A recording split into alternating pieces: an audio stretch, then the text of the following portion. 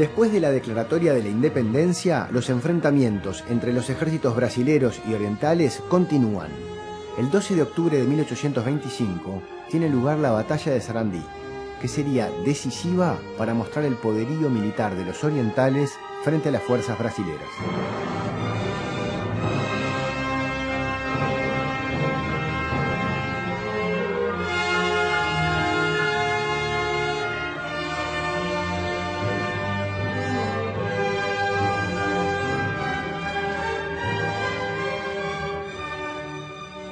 Bueno, acá tenemos una maqueta con la representación de la batalla de Sarandí. Un ala estaba al mando de Manuel Oribe, la otra ala al mando de Rivera y el centro al mando de Lavalleja.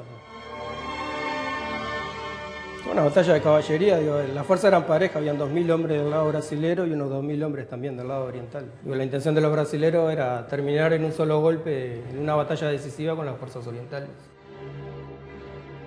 Rivera venía de capturar la caballada brasilera allá en Rincón, que la caballería en esa época era un arma decisiva.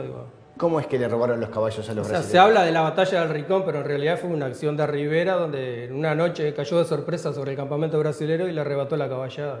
Bueno, sí, de hecho acá en la maqueta están todos a caballo. Claro, la batalla de Sarandí fue una batalla de caballería, que los brasileros pensaban sorprender a los orientales ahí, pero cuando llegaron se encontraron con sorpresa que ya estaban los orientales formados esperándolo. ¿Y cuánto duró esta batalla? Unas pocas horas, ahí cuando Lavalleja ordena el carabina a la espalda, sable en mano y decide todo en una carga de caballería rápida. En una carga de caballería avanza sobre los brasileños y los derrotan. Y chocan ahí y los derrotan. El éxito de los 33, digamos, primero cuando se les pasa a Rivera, ¿no? Y después en insubordinar a prácticamente toda la campaña, es algo que sorprende mucho, gratamente a quienes querían echar a los portugueses acá y de manera nefasta para el gobierno porteño que no quería la guerra. El éxito de los orientales de alguna manera era como contraproducente porque los obligaba... Acá empieza a generar un entusiasmo de decir, bueno, hay que ir a pelear. Es decir, ¿qué estamos los diarios opositores al gobierno dicen, ¿qué estamos esperando para ir a apoyar a estos que además les está yendo? Sobre todo después de Sarandí, y o sea, algo hay que hacer. Las fuerzas brasileras fueron reducidas a las fortalezas de Montevideo y Colonia. En ese momento, el Congreso de las Provincias Unidas, reunido en Buenos Aires, decide la incorporación de la provincia oriental. Después de la unión del territorio oriental a las Provincias Unidas, Brasil declara la guerra a Buenos Aires y bloquea su puerto. Eso que es aceptar de hecho la separación de la provincia cisplatina del Imperio del Brasil es lo que hace que Brasil declare la guerra, ¿no? Primero vienen a dar un ultimátum y lo que hacen es traer a su flota, a su escuadra, a bloquear el puerto de Buenos Aires, ¿no? Que es una movida decisiva en la guerra, porque ahoga la economía de Buenos Aires. ¿Es una guerra donde lo que está en juego es la provincia oriental o hay más cosas en juego? Está todo en juego.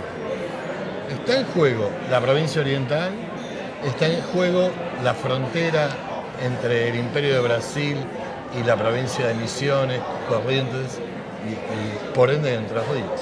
Está en juego la unidad del Río de la Plata en términos de unidad económica, los intereses brasileros por consolidarse en la zona de Montevideo.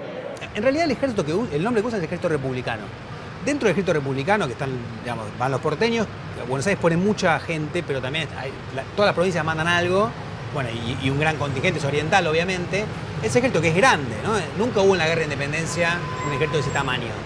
Llega a tener, el día de Ituzaingó creo que hay 8.000 soldados, más o menos, mucho. ¿Y por qué si les va bien bélicamente decís que no podían ganar? Porque no tienen recursos para seguir la guerra.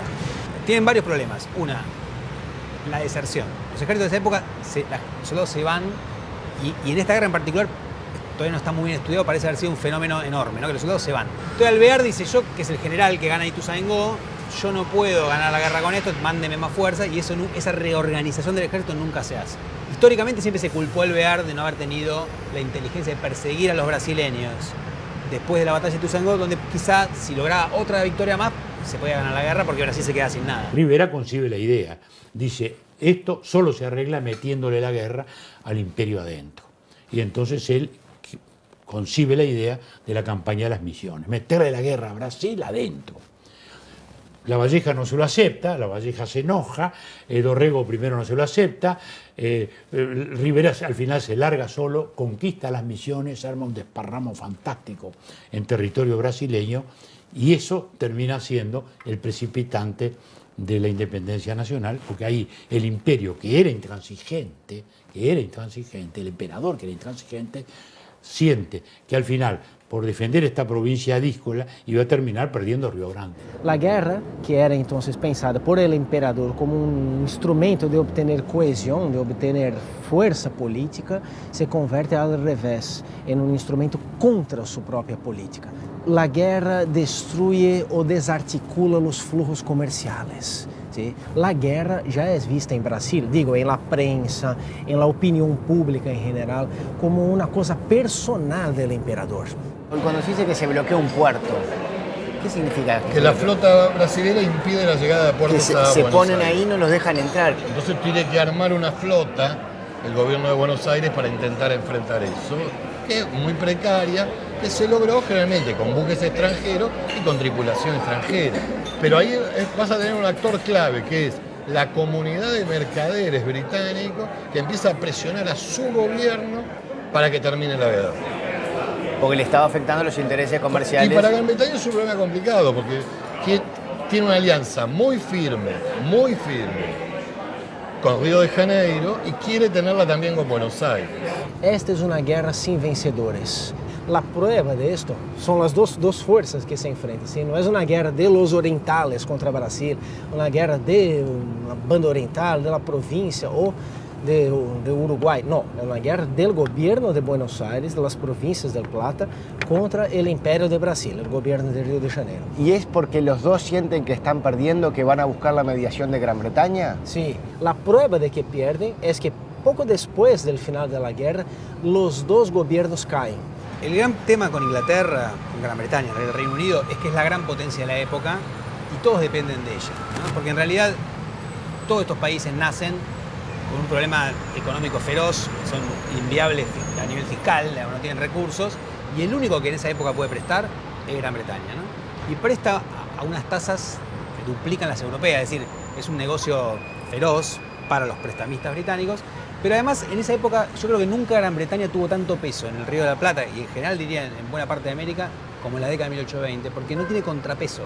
Va a empezar a surgir, por un lado, en la vía diplomática, la posibilidad de obtener la paz, ¿no? Y entonces tanto Brasil como las Provincias Unidas van a solicitar una intervención de Gran Bretaña, haciendo referencia a un acuerdo de 1812 en que establecía que Gran Bretaña debía mediar si había conflictos en el Río de la Plata. Entonces, ese es un elemento, es la mediación británica que lleva a la firma de la Convención Preliminar de Paz.